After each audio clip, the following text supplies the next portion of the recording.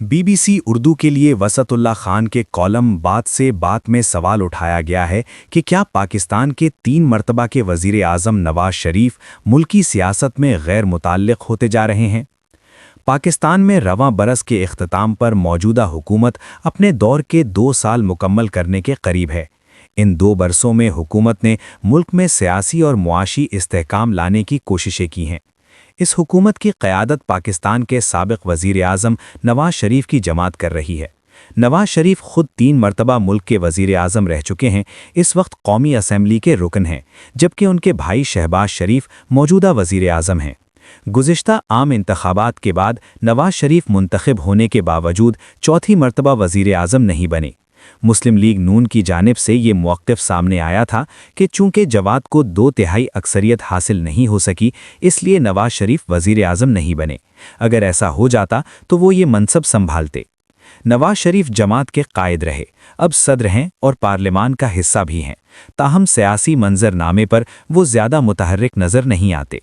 साल 2024 के इख्तिताम पर यह सवाल अहम हो जाता है कि जब उनकी जमात और उनके भाई की हुकूमत सियासी और मुआशी मसाइल से निकलने के लिए अहम फैसले कर रही थी, तो जमात के कायद के तौर पर नवाज शरीफ इन फैसलों में नुमाया तौर पर क्यों दिखाई नहीं दिए। नून लीग के रहनुमाओं का कहना है कि वफाक और पंजाब दोनों सतहों पर जहां उनकी हुकूमतें हैं, हर बड़े फैसले के पीछे नवाज शरीफ की राय और रहनुमाई शामिल होती है, मगर रियासती मामलात पर उनकी अपनी ज़ुबानी मौक़िफ़ शाज़ो नादिर ही सामने आया। दूसरी जानिब नवाज शरीफ के बाद साबिक़ सियासी साथियों का ख्याल है कि रवां बरस और गुज़िश्ता चंद माह में कौमी सतह पर उनके किरदार से ये तासुर मिलता है कि वो आहिस्ता आहिस्ता सियासी तौर पर गैर मुताल्लिक़ हो रहे हैं।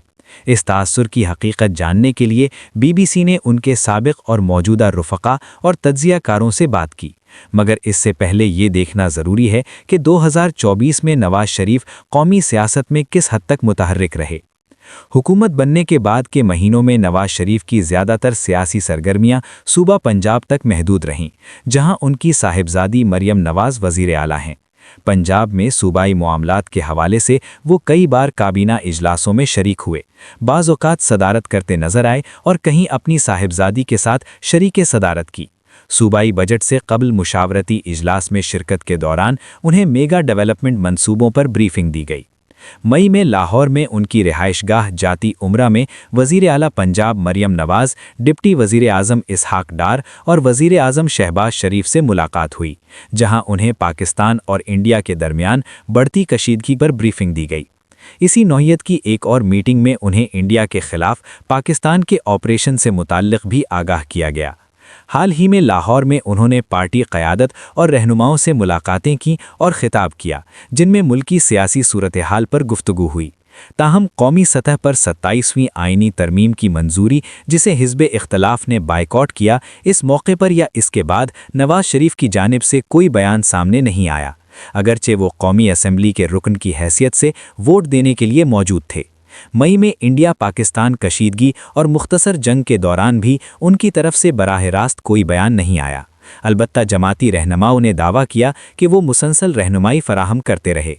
मजमूई तौर पर वो ज़्यादातर लाहौर तक महदूद रहे और इस्लामाबाद में कौमी असम्बली के इजलासों में भी कम ही नज़र आए।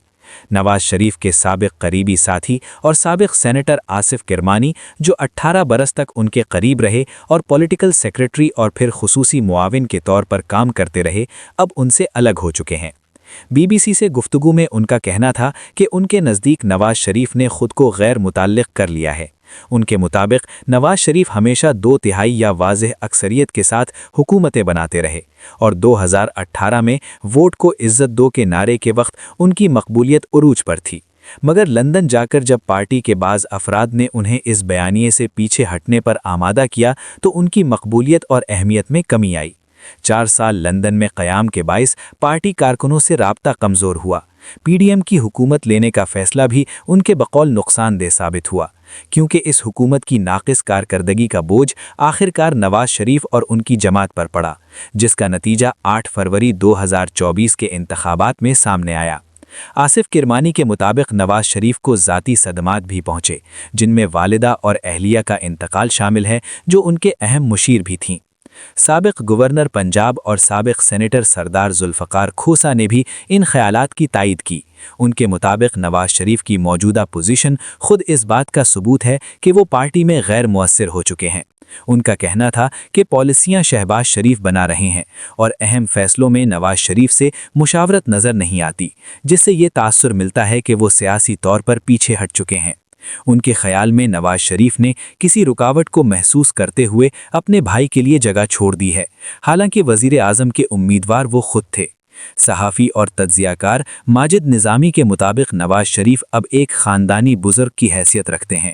تنظیمی معاملات اور پارٹی فیصلوں میں ان کا اثر برقرار ہے، مگر ریاستی امور میں ان کا کردار محدود ہو چکا ہے، کیونکہ وہ ہائیبرڈ نظام میں قابل قبول نہیں۔ ان کے مطابق 2022 کی پی ڈی ایم حکومت کے دوران ریاست شہباز شریف سے زیادہ مطمئن تھی، اسی لیے نواز شریف کو صرف قانونی سہولیات دی گئیں اور موجودہ سیٹ اپ میں ان کا کوئی نمایاں کردار نہیں۔ ماجد نظامی کے نزدیک یہ کہا جا سکتا ہے کہ وہ آہستہ آہستہ غیر متعلق ہو رہے ہیں، خاص طور پر اس لیے بھی کہ پارٹی کے اندر دو بڑے کردار شہباز شریف اور مریم نواز سامنے آ چکے ہیں۔ ماضی پر نظر ڈالیں تو 2017 میں عدالتی فیصلے کے بعد وزیر اعظمی سے نااہلی کے بعد نواز شریف نے کھلی مزاحمت اختیار کی، مجھے کیوں نکالا کا سوال اٹھایا اور ووٹ کو عزت دو کا نعرہ پیش کیا۔ 2020 میں پی ڈی ایم کے جلسے میں لندن سے خطاب کرتے ہوئے انہوں نے نام لے کر عسکری قیادت کو ذمہ دار ٹھہرایا۔ اس دوران انہیں مقدمات، نااہلی، جیل، اہلیہ کی بیماری اور وفات جیسے مراحل سے گزرنا پڑا۔ 2019 میں علاج کے لیے لندن جانے کے بعد وہ واپس نہیں آئے، مگر لندن سے بھی مزاحمتی بیانیاں جاری رکھا۔ تاہم 2022 میں عمران خان کی حکومت کے خاتمے اور شہباز شریف کی قیادت میں پی ڈی ایم حکومت بننے کے بعد یہ بیانیہ بتدریج کمزور پڑ گیا اور خاموشی میں بدل گیا، جو آج تک برقرار ہے۔ اس کے برعکس مسلم لیگ نون کے نائب صدر اور سابق وزیر پرویز رشید اس خیال سے اتفاق نہیں کرتے۔ ان کے مطابق مسلم لیگ نون کے اتمئی لیڈر آج بھی نواز شریف ہی ہیں۔ وزیر اعظم اور وزیر اعلیٰ دونوں ان سے بریفنگ اور مشاورت کرتے ہیں، اور اقتصادی ریفارمز بھی ان کی ہدایات پر ہوئیں، جن میں پی آئی اے کی نجی کردی کی مثال دی جاتی ہے۔ ان کے نزدیک نواز شریف کے دوبارہ وزیر اعظم بننے کا سوال اس وقت غیر موضوع ہے، کیونکہ حکومت کی مدت ابھی باقی ہے اور ملٹری اسٹیبلشمنٹ سے تعلقات پر منفی تاثر کو وہ سیاسی مخالفین کی رائے قرار دیتے ہیں۔ یوں یہ سوال بدستور موجود ہے کہ نواز شریف واقعی غیر متعلق ہو رہے ہیں یا پس پردہ کردار ادا کر رہے ہیں۔ اس کا جواب مختلف زاویوں سے مختلف دکھائی دیتا ہے۔